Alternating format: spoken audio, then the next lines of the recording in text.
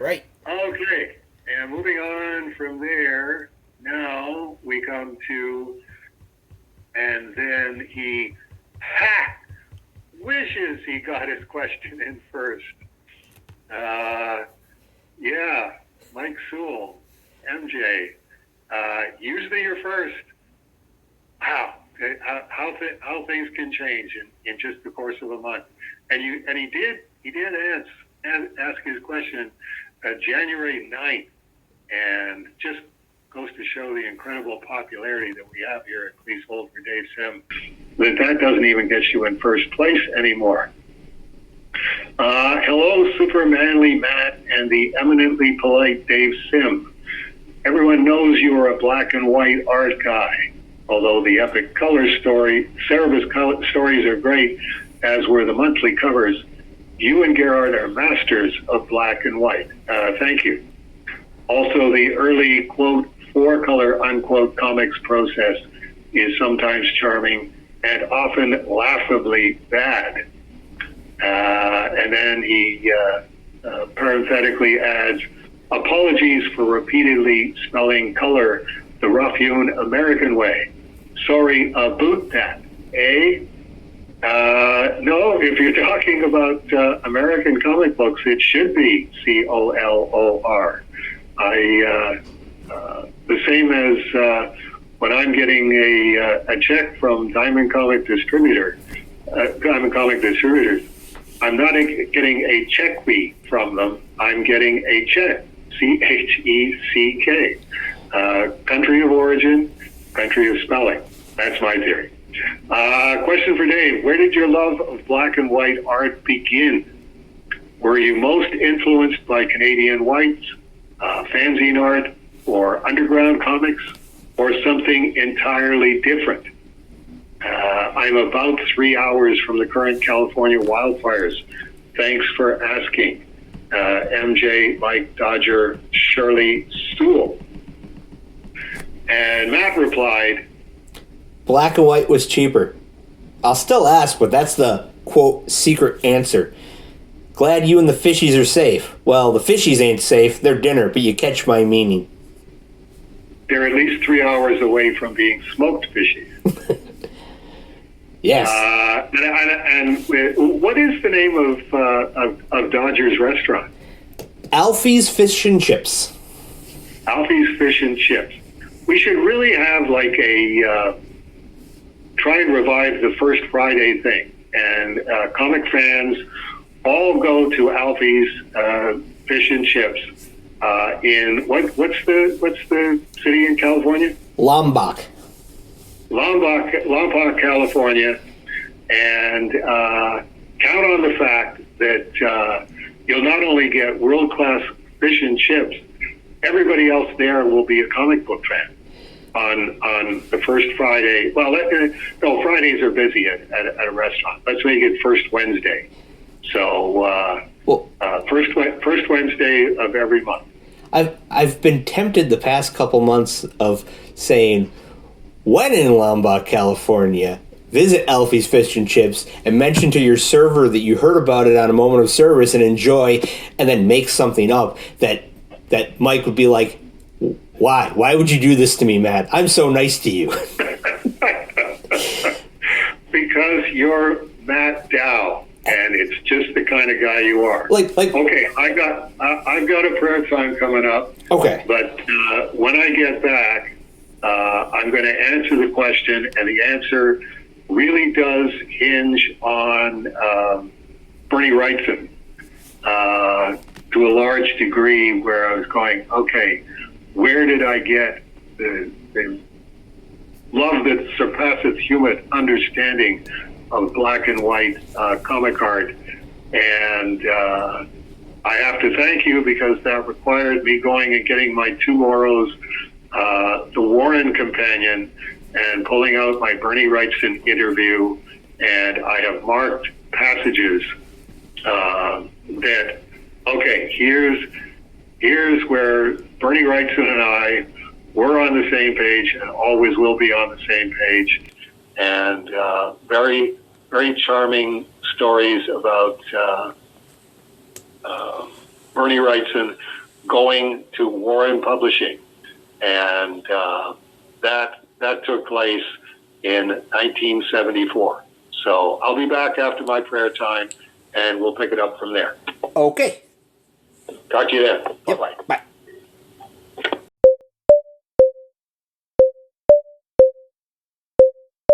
Hello again, Dave. Hello again, Matt. Okay. Trying to make sure that I got my pages in the right order here. Bottom of page 2. Hey, so in answer to your question, Mike, were you most influenced by Canadian whites? I was influenced by Canadian whites in the sense that when they were rediscovered in the 1970s, I went, this makes a lot of sense. Black and white interiors, color covers, and pretty much anybody can do a comic book because that keeps the expenses down. The idea that a comic book has to be in color, that was the problem. So you sort of had the Canadian whites, and you also mentioned Fanzine art and Underground Comix, and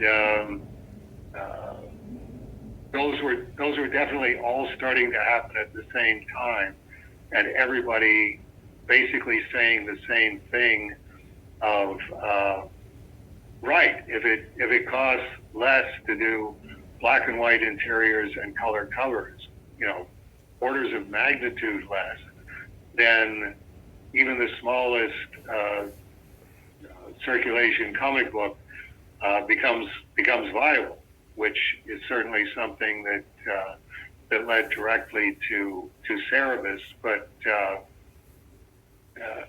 in terms of the Canadian whites, the Canadian whites led to Oktoberfest Comics. Be talking Harry Kremer into doing a black and white comic book just for Oktoberfest because we can print like 5,000 of them, and they're going to cost nickels and dimes to print, and we can charge 75 cents. So those jigsaw puzzle pieces definitely came together. In terms of Bernie Wrightson doing the Black Cat story for Warren, it's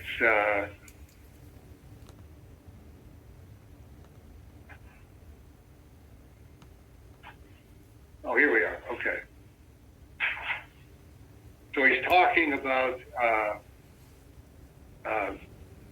John and Tomorrow's. How did your initial meeting go with Jim Warren? It was very pleasant. I was a little apprehensive because I had heard these stories about it. There are lots of stories about Jim Warren. So I went into his office and I'm talking with him, and he said he was following my work and obviously wanted me.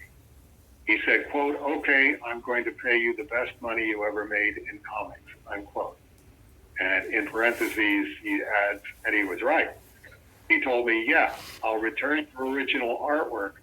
However, I don't own the originals, but I do own the rights. That means everything, every printing right imaginable. Do what you want with the originals, put them in your closet, hang them on your wall, give them away, sell them. But if you sell your work and the guy you sell it to sells it to the next guy, and he sells it to the next guy, and he sells it to the next guy, all the way down the line. And if the 17th guy who buys it prints it somewhere without my permission, I'm going to hold you responsible. And Wrightson said, okay, fair enough. And that was pretty much it. And it's like that's the entire edifice of the incoherent publisher philosophy, why we can't let the artists have their artwork back, because that's going to happen. It's going to go down the line and down the line. It's going to end up in South America somewhere, and somebody in Brazil is going to be printing illegal copies of this comic book because we let the artwork out of our custody. And it's like, by the time the artist is selling the pages. He's selling individual pages. There's not much that you can do with an individual page the 17th time that it resells. So it was this completely unbelievable premise. But there you go. There you have it in living color or living black and white. We got through the business part of it pretty quickly, and he made some kind of a bet. And I can't for the life of me remember what the bet was, but it was some kind of trick thing that he loved doing. I couldn't possibly win. He said, "I'll bet you $1." And I said, "Okay, fine." And he said, "Let me see your money." So I put my dollar on the desk, and he put his dollar on the desk. He proves me wrong, takes my dollar, and opens the drawer to put my dollar in, and then says, "Wait a minute, here, sign this." So he slides the dollar back to me. I sign it, and from his desk drawer, he takes out this wad of dollar bills in a rubber band, all with signatures by Frank Frazetta, Jack Davis, Reed Crandall, anybody who has ever worked for him. He was fun. He was a character. He never screwed me. Jim was always fair with me, and there was always very little bullshit, very little of that annoying, exasperating bullshit that I heard he gave other people. With me, it was more playful. If there was any bullshit involved, it was more in fun, and we both knew it. He would give me some shit about some pages I brought in, but it was always in a real lighthearted way. It was always a joke. If he put me down, then I would just come back and put him down. We'd go back and forth, and we'd have this little slam fest, laugh about it, and it would be done. I know from talking to other people that he wasn't like that with everybody. So that's setting up the first story that Wrightson did. John says, according to a Comics Journal interview, you said you abandoned your first job for Warren, an adaptation of Poe's The Pit and the Pendulum, after penciling 3 pages and deciding that it wasn't working. Bernie says, no, that wasn't the first job. The first thing for Warren was Black Cat. I did abandon The Pit, but that was somewhere down the line a little bit. I had been working for Warren for a while when I took that on. Basically, I just didn't know what the hell to do with the story. There was not much happening in the whole story, and I got 3 pages along and said, my God, this isn't going anywhere. I had 3 pages of this guy lying on the slab, and what could I do with it? You did the writing on the adaptation of The Black Cat, your first published piece for Warren. Was one of your requests to do your own writing? It was probably something that I had in mind to do for a while, and the gig for Warren came along, and here was the perfect place to do it. Jim had said in our first meeting together that he had wanted to do classic adaptations.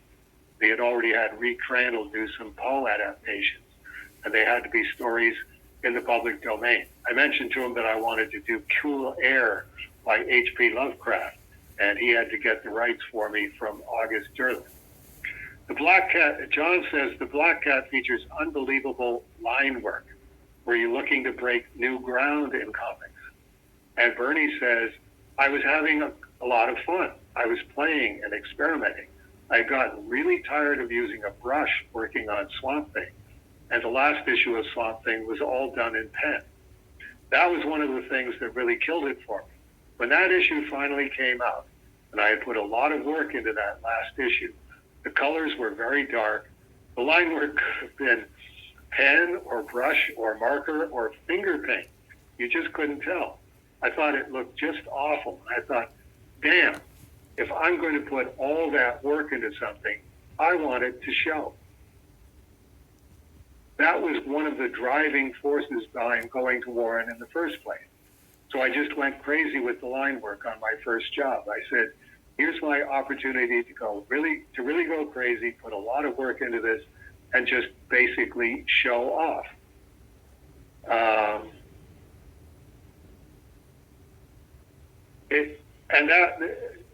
What's interesting is that I'm going, okay, this is a jigsaw puzzle piece that I hadn't put together, which was Cosmicon 3 in Toronto was in 1974. And that was beginning of 1974, probably February or March. and Bernie Wrightson and Jeff Jones and not Mike Kaluta, but other guys were at that convention and displaying their artwork. So that was where I saw the Black Cat. I actually saw the original artwork for the Black Cat before the Black Cat came out in Creepy number 62, which was May 1974. And that was,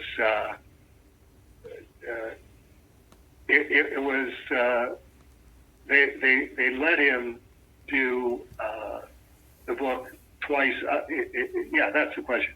What was the page size we were working on? It was probably twice up. And I'm going like, probably. It was definitely twice up because it was a jaw-dropping moment.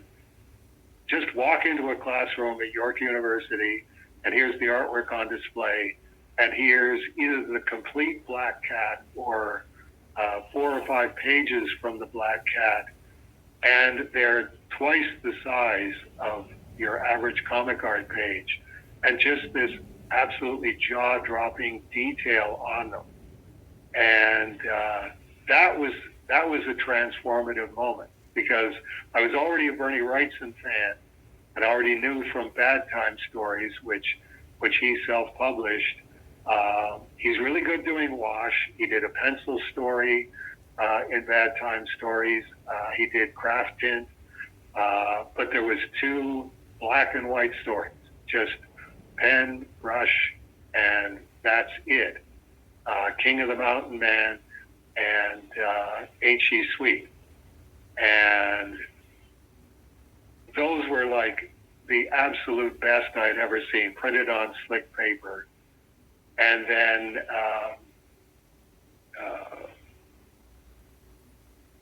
here's the Black Cat story that I'm seeing in the original artwork, and it's orders of magnitude above that, barely 3 or 4 years later.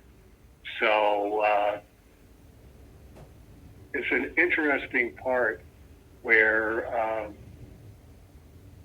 John says, it seemed to me that the fan response to the Warren material was different compared to their response to the DC stuff. Did you get fans asking, why don't you go back to color comics? Bernie says, an awful lot of people seemed almost angry that I had quit Swamp Thing. I just blew them off because, well, it's my life and my decision. Feel bad if you want to, but DC is not what I want to do. So the other thing that helped solidify that in terms of where does my love of black and white come from, Harry Kremer at Now and Then Books was doing pretty well, making some good bucks at the time, and was set up at Cosmicon, was doing good business, and he bought one of the Black Cat pages. So for the rest of my comic fan career, hanging out at Now and Then Books in the kitchen, and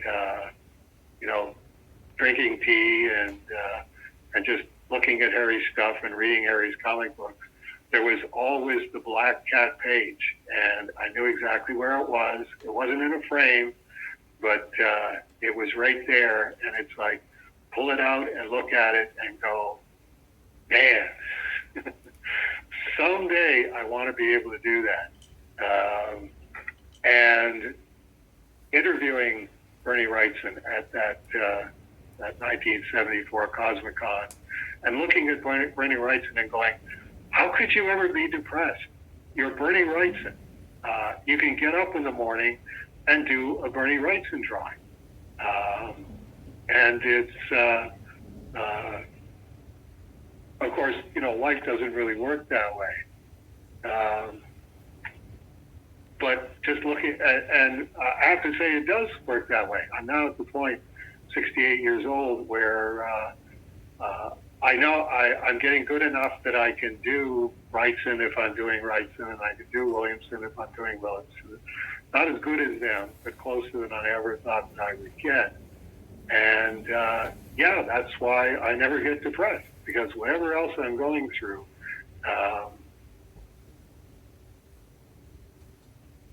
it's that's the reality that I live in. No matter how bad anything else is going on in the world, and I read lots of newspapers. The fact that I can sit down and do a page where I go, okay, it's not Al Williamson, but it's pretty close to Al Williamson.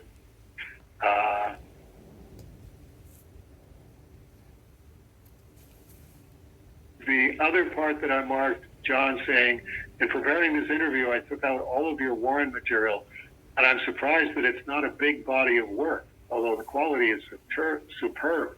Maybe 9 stories and a lot of frontispieces. And Bernie says the frontispieces were my idea. Back then, it was possible to not do a lot of work and survive. Rent was cheaper. The cost of living was just cheaper. And that is entirely true, because it's the frontispieces, Uncle Creepy introducing the issue, and it's by Bernie Wrightson. Wrightson was getting $110 for that. If he could do 2 of those, and he had been doing it at DC already in House of Mystery, frontispieces. If he could sell 2 of those at $65, that would cover his rent. Doing 2 of them at $110 a page, he was laughing. He could put all of his time and energy putting it in to the actual work, because his rent is paid, his food is paid, because he did 2 drawings. We're not in that world anymore. We're not in Kansas anymore, Toto. So there you go. That's my reasonably long and reasonably thorough, I hope, answer to where did my love of black and white art begin. It did start before that at the first Cosmicon, when Neil Adams had artwork there. He had 2 or 3, what can one man do? All of the original artwork just hanging up. And it's like, that was not only love of black and white, but hatred of color. What are you doing? DC, Neil Adams is giving you this gorgeous artwork, and you're just slopping this color on top of it. It's like the world's worst processed color, and it's like, because color sells better. To the average consumer, a color comic book is much better than a black and white comic book.